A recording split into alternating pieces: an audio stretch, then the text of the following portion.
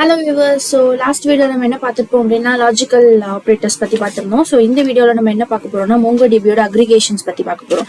So aggregations வந்து already SQL பார்த்திருந்தீங்கன்னா உங்களுக்கு தெரியும். SQL அக்ரிகேஷன்ஸ் எதுக்காக யூஸ் பண்றோம்னா சம், மேக்ஸிமம், மினிமம், ஆவரேஜ் இந்த மாதிரி வேல்யூஸ் எல்லாம் ஃபைண்ட் பண்றதுக்காக நம்ம அக்ரிகேஷன்ஸ் யூஸ் பண்றோம். ஸோ சேம் வே நம்ம MongoDBல இங்க நம்ம அக்ரிகேஷன் எதுக்காக யூஸ் பண்றோம் பாத்தீங்கன்னா, அதாவது குரூப்பிங் டேட்டாஸை வந்து குரூப் பண்றதுக்கு, ஷார்ட் பண்றதுக்கு, சம் கால்குலேஷன்ஸ் எல்லாம் வந்து பெர்ஃபார்ம் பண்றதுக்கு அண்ட் டேட்டாவை ஓவராலா அனலைஸ் பண்றதுக்கு தான் நம்ம என்ன யூஸ் பண்றோம்னா MongoDB அக்ரிகேஷன் நம்ம இங்க யூஸ் பண்றோம். ஸோ யூஸ்வலா நம்ம வந்து நம்ம ஹாஸ்பிட்டல் ஒரு டிபி வச்சிருப்போம் இல்லையா. ஸோ சேம் டிபிலே நம்ம வந்து இந்த MongoDBயோட அக்ரிகேஷன்ஸ் நம்ம பெர்ஃபார்ம் பண்ணி பார்க்கலாம். அண்ட் நான் கரண்டா என்ன டிபில இருக்கேன்றத நான் ரீகால் பண்ணிக்கணும் அப்படின்னு பாத்தீங்கன்னா ஜஸ்ட் டிபின்னு டைப் பண்ணோம்னா கரண்டா நம்ம என்ன டிபில இருக்கோன்றது நமக்கு ஷோ ஆகும். ஸோ நம்ம ஹாஸ்பிட்டல்ன்ற டேட்டாபேஸ்க்குள்ள பேஷண்ட்ன்ற கலெக்ஷன் வச்சிருக்கோம் இல்லையா. ஸோ இந்த கலெக்ஷன்ல நம்ம MongoDBயோட அக்ரிகேஷன் மெத்தட்ஸ் எல்லாம் எப்படி யூஸ் ஆகுது அப்படின்றத நம்ம டீட்டெயிலாக பார்க்கலாம். ஸோ MongoDB அக்ரிகேஷன்ல நமக்கு என்னென்ன இருக்குன்னு பார்த்தீங்கன்னா match, group, project and short, limit and skip, lookup and out இந்த மாதிரி வந்து நிறைய ஆப்ரேஷன்ஸ் இருக்கு. ஸோ இதில் மேஜராக நம்ம இருக்கு. நம்மளுக்கு ப்ராஜெக்ட்ஸுக்கு நம்ம எதெல்லாம் வந்து மேஜராக நம்ம யூஸ் பண்ணுவோமோ அந்த அக்ரிகேஷன் ஆப்ரேட்டர்ஸோட டீட்டெயிலான எக்ஸாம்பிள்ஸோட நம்ம பார்க்கலாம். ஸோ இப்போ நான் என்னோட டிபிக்குள்ள என்னென்ன டேட்டாஸ் இருக்குன்னு நம்ம பார்க்கணும் அப்படின்னா db.patient.find கொடுத்தோம் அப்படின்னா ஓவராலாக நம்ம எல்லா டேட்டாஸும் வியூ பண்ணி பார்க்க முடியும். ஸோ எனக்கு பார்த்தீங்கன்னா நான் வந்து இவ்வளோ டேட்டாஸ் நான் வந்து வச்சிருக்கேன். என்னோட கலெக்ஷனுக்குள்ள இவ்வளோ டாக்குமெண்ட்ஸ் நான் வச்சிருக்கேன். ஓகே, ஸோ இப்போ இதுல வந்து நான் ஃபர்ஸ்ட் மேட்ச்ன்ற ஆப்ரேட்டர் வந்து நான் பர்ஃபார்ம் பண்ண ஸ்டார்ட் பண்றேன்.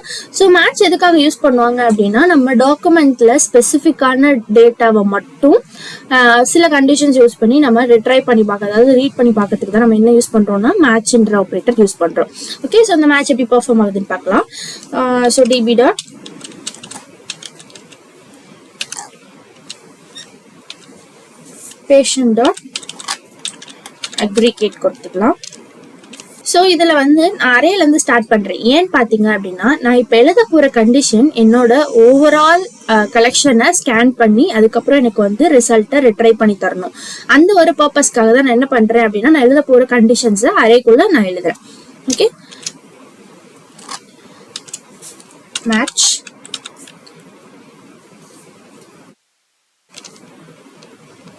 இப்போ நான் என்ன ஃபைண்ட் பண்ண போறேன்னா சிட்டி.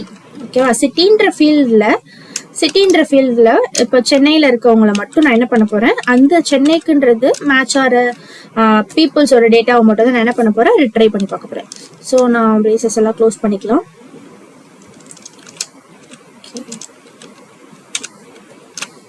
ஓகே, இப்போ நான் என்ன கொடுத்துருக்கேன் அப்படின்னு பார்த்தீங்கன்னா மேட்ச் எனக்கு வந்து இந்த சிட்டி, அதாவது சென்னைன்ற சிட்டியில் இருக்க டேட்டாஸை மட்டும் மேட்ச் பண்ணி எனக்கு அந்த டேட்டாவில் இருக்க பீப்புளோட டீட்டெயில்ஸ் மட்டும் வேணுன்றது தான் என்னோட கண்டிஷனோட எக்ஸ்பிளனேஷன். ஓகேவா, ஸோ இந்த மேட்ச்ன்ற கண்டிஷனில் நான் என்ன கொடுத்துருக்கேன்னா சென்னைன்ற சிட்டி கொடுத்துருக்கேன். ஸோ கலெக்ஷனில் இருக்க சென்னைன்னு சிட்டி கொண்ட எல்லா டாக்குமெண்ட்ஸும் எனக்கு ரிட்ரைவ் ஆகி வந்திருக்கு. இப்படி தான் நமக்கு என்ன ஒர்க் ஆகுதுன்னு பார்த்தீங்கன்னா மேட்ச் வந்து ஒர்க் ஆகுது. ஸோ இப்போ நான் குரூப் நமக்கு எப்படி ஒர்க் ஆகுதுன்னா ஒரு சர்டைன் பீப்புள்ஸை நமக்கு குரூப் பண்ணி காட்டுறதுக்காக தான் நம்ம என்ன யூஸ் பண்றோம்னா குரூப்ன்ற ஆப்ரேட்டர் யூஸ் பண்றோம்.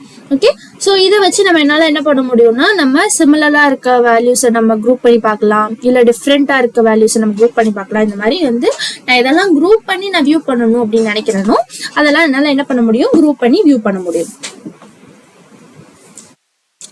இதோட கொரி பார்க்கலாம். நம்ம db.patient.aggregate. ஸோ இந்த அக்ரிகேஷன்ல இருக்க எல்லா ஆப்ரேஷன்ஸுமே வந்து ஓவராலா நம்ம கலெக்ஷன்ல இருக்க எல்லா டாக்குமெண்ட்ஸையும் ஸ்கேன் பண்ணி தான் எனக்கு ரிசல்ட்டை வந்து எனக்கு ப்ரொவைட் பண்ணும். ஓகேவா, ஸோ அதனால நம்ம இதுல எழுதுற எல்லா கண்டிஷன்ஸையுமே நம்ம எதுக்குள்ளதான் எழுதணும்னு பாத்தீங்கன்னா அரேன்ற கான்செப்ட் குள்ளதான் நம்ம வந்து ரைட் பண்ணணும். அடுத்து டாலர்ஸ்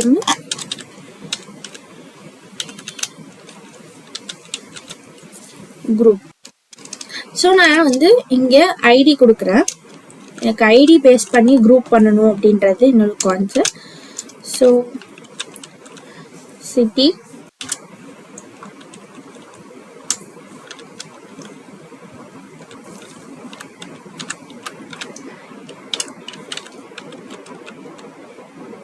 ஓகே, நான் இந்த கேமல் கேசஸ் கொடுக்கணும் எப்படி கொடுக்குறோன்னு பார்த்தேன்னு சொன்னேன் இல்லையா. ஸோ கேமல் கேசஸ் எதுக்காக கொடுக்குறோம்னா, நம்ம நார்மலாக வேரியபிள்ஸ் ரைட் பண்ணுறப்ப 2 வேர்ட்ஸ் இருந்துச்சுன்னா ஒரு வேர்டுக்கும் இன்னொரு வேர்டுக்கும் இடையில நம்ம அண்டர்ஸ்கோர்ஸ் போடுறோம் இல்லையா. ஸோ அந்த அண்டர்ஸ்கோரோட பர்பஸை நெகோஷியேட் பண்ணிட்டு நம்ம ஸ்டார்ட்ல ஸ்மால் வேல்யூஸ்ல ஸ்டார்ட் பண்ணி ஸோ செகண்ட் வேர்டோட ஃபர்ஸ்ட் லெட்டரை வந்து நம்ம கேப்ஸ்ல யூஸ் பண்ணி எழுதுறோம்னா நம்ம வேரியபிள் கிரியேஷன் வந்து நம்ம கொஞ்சம் நீட்டாக இருக்கும். ஸோ அந்த ஒரு பர்பஸ்க்காக தான் நம்ம என்ன பண்றோம் அப்படின்னா இந்த மாதிரி கேமல் கேசஸ் யூஸ் பண்றோம்.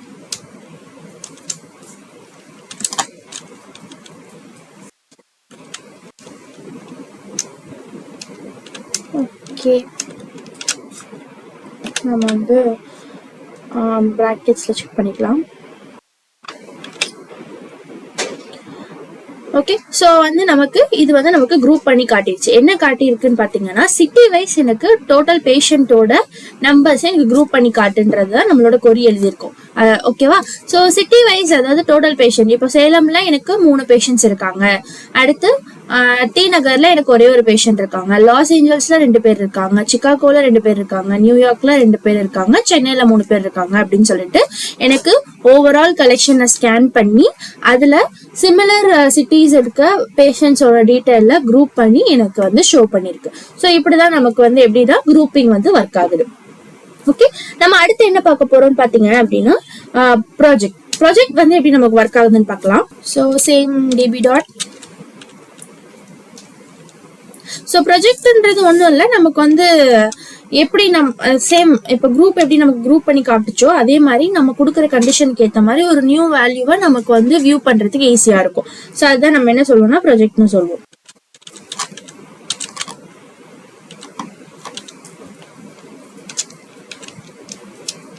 அரே ஓப்பன் பண்ணிக்கலாம். அரே ஓப்பன் பண்ணிட்டு ஸோ சிம்பிள். ஸோ இதுதான் நம்மளோட ஆப்ரேட்டர்ஸ். ஸோ அந்த ஆப்ரேட்டர் கொடுத்துருக்கோம் நம்ம. அண்ட் இப்போ இந்த ப்ராஜெக்ட் நான் எப்படி ப்ரொஜெக்ட் பண்ண போறேன்னு பார்த்தீங்கன்னா, நேம் அண்ட் ஏஜை வச்சு தான் நான் ப்ரொஜெக்ட் பண்ண போறேன். So name increment 1 and age start from 1. Okay, so இப்போ ஃபியூச்சர். ஸோ இது வந்து வேரியபிள். ஸோ இந்த வேரியபிள் தான் எனக்கு என்ன பண்ணணும்னா நான் கேட்குற அந்த கண்டிஷனுக்கு தகுந்த வேல்யூவை எனக்கு ப்ரொஜெக்ட் பண்ணி காட்டணும். ஸோ அதனால ஒரு வேரியபிள் கிரியேட் பண்ணிக்கிறேன். ஆட்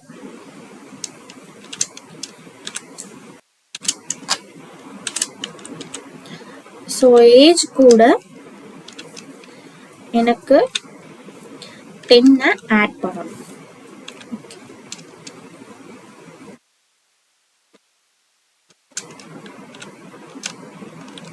ஓகே, நம்ம ரன் பண்றதுக்கு முன்னாடி நம்ம ஓபன் பண்ண எல்லா பேஜஸும் க்ளோஸ் பண்ணிட்டோமா செக் பண்ணிக்கலாம்.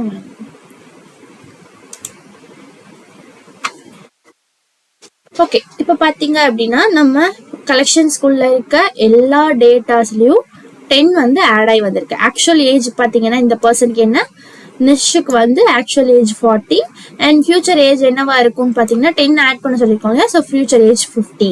ஓகே, ரம்யாவோட பிரசன்ட் ஏஜ் வந்து 23 அண்ட் ஃபியூச்சர் ஏஜ் பாத்தீங்கன்னா 33. ஸோ இப்போ நமக்கு சேஞ்ச் ஆகி வந்திருக்குல்ல, இது வந்து ஒரிஜினல் கலெக்ஷனை அஃபெக்ட் பண்ணுமான்னு கேட்டீங்கன்னா டெஃபினெட்லி நாட். நமக்கு வந்து ஒரிஜினல் கலெக்ஷனை வந்து அது எந்த அஃபெக்ஷனுமே பண்ணாது. ஓகே, நம்ம வந்து வியூ பண்ணி பார்த்தலாம். ஓகே, ஸோ வந்து இது என்னோட ப்ரெசண்டா இருக்க கலெக்ஷனை எந்த அஃபெக்ட்டுமே பண்ணல. ஓகே, ஆஸ் இட் இஸ் நான் என் கலெக்ஷனுக்குள்ள என்ன இருக்கோ அதுதான் வந்து எனக்கு இருக்கு.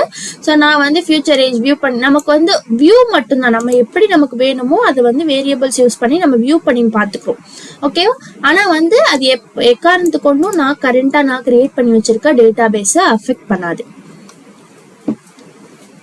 ஓகே, ஸோ இது இப்பதான் நமக்கு என்ன ஒர்க் ஆகுதுன்னு பாத்தீங்கன்னா ப்ராஜெக்ட் ஒர்க் ஆகுது. அண்ட் அடுத்து நம்ம பார்க்க போறது என்னன்னு பாத்தீங்கன்னா ஷார்ட். ஸோ ஷார்ட்னா நமக்கு ஆல்ரெடி தெரியும், ஒரு வேல்யூஸ் சில வேல்யூஸை நம்ம அசெண்டிங் ஆர்டர்ல டிசெண்டிங் ஆர்டர்ல நம்ம கன்வீனியன்ட் தகுந்த மாதிரி என்ன பண்ணுவோம், ஷார்ட் பண்ணி வியூ பண்ணுவோம் இல்லையா. ஸோ அதை தான் நம்ம என்ன சொல்லுவோம்னா ஷார்ட்னு சொல்லுவோம். ஸோ இங்கே அசெண்டிங் ஆர்டர்ல வேணும் அப்படின்னா நான் வந்து 1னும், டிசெண்டிங் ஆர்டர்ல எனக்கு வேல்யூஸ் வேணும்னா நான் -1னும் நான் என்ன பண்ணணும் கண்டிஷன்ஸ்ல யூஸ் பண்ணிக்கலாம். ஸோ நான் நம்ம ஷார்ட் பார்க்கலாம். DP dot patient dot aggregate. நம்ம ஃபர்ஸ்ட் அசெண்டிங் ஆர்டர்ல பார்த்துடலாம். நான் வந்து டேட்டாஸ் ஃபர்ஸ்ட் அசெண்டிங் ஆர்டர்ல ஷார்ட் பண்றேன். All simple short. நான் ஏஜ் வச்சு ஷார்ட் பண்றேன் அசெண்டிங் ஆர்டர்ல.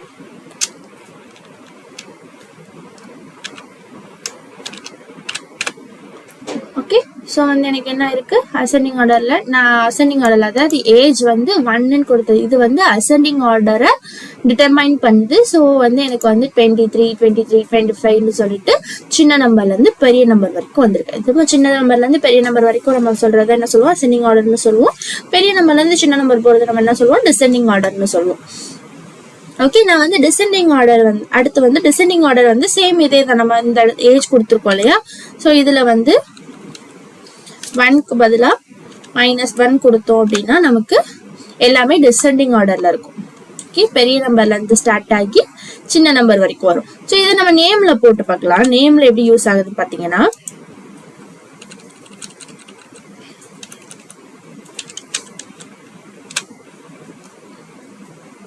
ஓகேவா, நமக்கு நேம்ல எப்படி யூஸ் ஆயிருக்குன்னு பாத்தீங்கன்னா, ஆர் ஃபர்ஸ்ட் நமக்கு வந்து ஏபிசிடி தான் ஃபர்ஸ்ட் வரணும் இல்லையா, நமக்கு வந்து ஃபர்ஸ்ட் என்ன வந்திருக்கு, ஆர் வந்திருக்கு.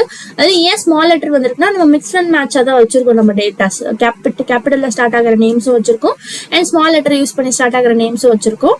ஸோ எப்பவுமே ஆர்டர் வைஸ் பாத்தீங்கன்னா, அசெண்டிங் ஆர்டர் வைஸ் பாத்தீங்கன்னா ஃபர்ஸ்ட் நமக்கு கேபிட்டல் லெட்டர்ஸ் வந்து A to Z வந்துடும் and then small letter A to Z வரும்.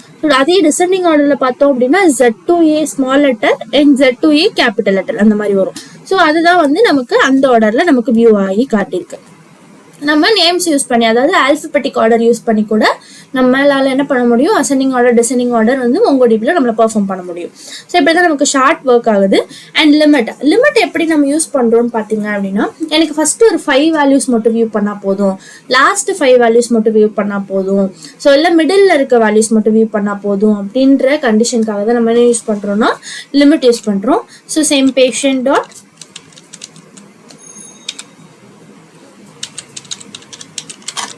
aggregate. ஸோ நம்ம என்ன யூஸ் பண்ணோம்னா லிமிட். ஸோ நான் லிமிட் 2 கொடுக்குறேன்.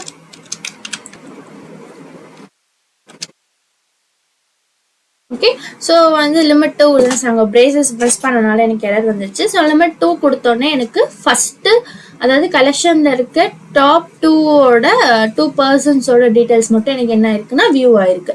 ஸோ இது வந்து எனக்கு வந்து அசெண்டிங் ஆர்டர்ல, அதாவது ஆக்சுவலா இருக்க ஆர்டர்ல பாக்குறது. எனக்கு வந்து கீழே பாட்டம் ஆஃப் த டேபிள்ல இருந்து பார்க்கணும் அப்படின்றப்ப நான் என்ன யூஸ் பண்ணணும் அப்படின்னா, நான் ஃபர்ஸ்ட் இருக்க வேல்யூஸை டிசெண்டிங் ஆர்டர்ல சேஞ்ச் பண்ணிக்கணும். patient dot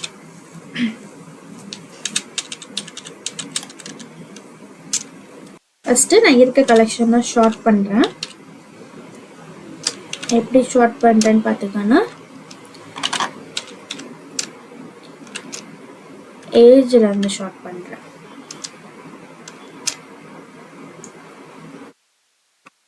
நேம் யூஸ் பண்ணி ஷார்ட் பண்ணிக்கலாம்.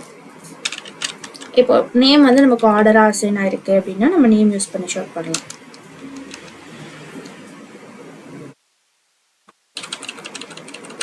Again, I have missed the brackets.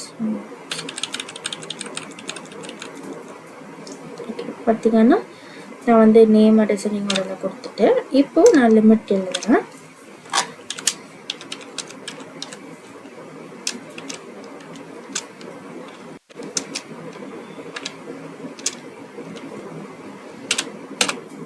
Okay, so நான் என்ன பண்ணிட்டேன் அப்படின்னா, நேம் வைஸ் நான் வந்து என்னோட கலெக்ஷனை ஷார்ட் பண்ணிட்டு, அதாவது டிசெண்டிங் ஆர்டர் பண்றப்ப நமக்கு பாட்டம் வேல்யூஸ் ஃபர்ஸ்ட் வந்துடும் இல்லையா. ஸோ வந்து டிசெண்டிங் ஆர்டர்ல ஷார்ட் பண்ணிட்டு அதுக்கப்புறம் நான் வந்து லாஸ்ட் 2 வேல்யூஸ் பார்க்குறேன். ஸோ நம்ம லாஸ்ட் 3 வேல்யூஸ் பார்க்கலாம், 4 வேல்யூஸ் பார்க்கலாம், மிட் வேல்யூஸ் பார்க்கலாம். ஸோ எல்லாமே நம்ம என்ன பண்ணலாம், லிமிட் யூஸ் பண்ணி நம்ம பெர்ஃபார்ம் பண்ணி பார்க்கலாம். ஸோ வந்து ஸ்கிப் எதுக்காக யூஸ் பண்ணுறோம் அப்படின்னா ஒரு ஸ்பெசிஃபிக் டாக்குமெண்ட் ஒரு நம்பரை வந்து அந்த பர்டிகுலர் இதை மட்டும் ஸ்கிப் பண்ணிட்டு ரிமைனிங் நம்ம வியூ பண்ணி பார்க்கணும் அப்படின்னா நம்ம ஸ்கிப் யூஸ் பண்ணிக்கலாம். ஓகே, ஸோ வந்து லுக்கப் எதுக்காக யூஸ் பண்ணுறோம்னு பார்த்தீங்கன்னா நமக்கு 2 டிஃப்ரெண்ட், நம்ம இங்கே ஒரே ஒரு டேபிள் தான் வச்சிருக்கோம், அதனால நான் லுக்கப் பெர்ஃபார்ம் பண்ணி காட்டல. அண்ட் வந்து நம்ம இப்போ 2 டேபிள்ஸ் வச்சிருக்கோம்னு வச்சுக்கோங்க. ஒன் வந்து கஸ்டமர் டீடைல்ஸ், இன்னொன்று வந்து புக் ஷாப்னு வச்சிருக்கோம்னு வச்சுக்கோங்க. ஸோ இந்த 2 டேபிள்ஸ்ல இருந்தும் நம்ம காமன் வேல்யூஸை யூஸ் பண்ணி நம்ம கண்டிஷன் யூஸ் பண்ணி டேட்டாஸை ரிட்ரைவ் பண்ணி பார்க்கறதுக்காக தான் வந்து என்ன கண்டிஷன் யூஸ் பண்ணுறோம்னு பார்த்தீங்கன்னா லுக்கப்ன்ற ஆப்ரேட்டர் யூஸ் பண்ணி கண்டிஷன்ஸ் எழுதுவோம். ஸோ இது சிமிலர்லி நம்ம ஜாயிண்ட் மாதிரி தான், அதை வந்து நம்ம என்ன சொல்லுவோம்னா லுக்கப்னு சொல்லுவோம். அதே மாதிரி அவுட் எப்படி ஒர்க் ஆகுதுன்னு பார்த்தீங்கன்னா நம்ம அக்ரிகேஷன் பெர்ஃபார்ம் பண்ணலையா, அதில் வந்து நியூ கலெக்ஷன்ஸை வந்து ஆஸ் அ ரிசல்ட்டாக நமக்கு ப்ரொடியூஸ் பண்ணுறப்போ நம்ம என்ன யூஸ் பண்ணுறோம்னா அவுட்ன்ற ஆப்ரேட்டர் யூஸ் பண்ணுறோம். அவுட் ஆஃப் கலெக்ஷன்ஸ், அதாவது நம்ம கலெக்ஷனில் இல்லாத சில ரிசல்ட்ஸ் நம்ம எக்ஸ்பெக்ட் பண்ணுறோம் அப்படின்றப்ப வந்து நம்ம அவுட்ன்ற ஆப்ரேட்டர் யூஸ் பண்ணுறோம். ஸோ கைஸ், MongoDBயோட அக்ரிகேஷன்ஸ் பார்த்தோம். ஸோ இந்த வீடியோ உங்களுக்கு யூஸ்ஃபுல்லாக இருந்திருக்கும்னு நினைக்கிறேன். ஐ ஹோப் இந்த வீடியோ ஃபுல்லாக உங்களுக்கு அண்டர்ஸ்டாண்ட் ஆயிருக்கும்னு நினைக்கிறேன். ஸோ நெக்ஸ்ட் வீடியோக்கு ஸ்டே டியூன். தேங்க்யூ.